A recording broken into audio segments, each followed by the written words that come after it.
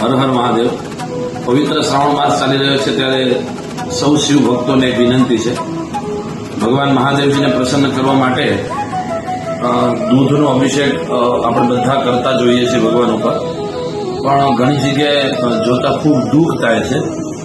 લોકો થેલીના દૂધ દ્વારા અભિષેક કરતા હોય છે ભગવાન શિવજી ઉપર, અથવા ભેંસના અથવા જર્સી ગાયના દૂધ દ્વારા અભિષેક કરતા હોય છે।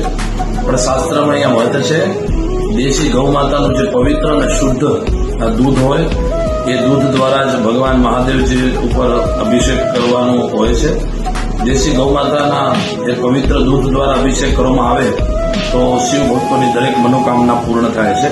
તો આપ સૌને વિનંતી છે કે આ પવિત્ર શ્રાવણ માસની અંદર થેલીનું દૂધ, ભેંસનું અથવા વગેરે આવા કેમિકલ યુક્ત દૂધો દ્વારા ભગવાન ઉપર અભિષેક આપ ન કરશો।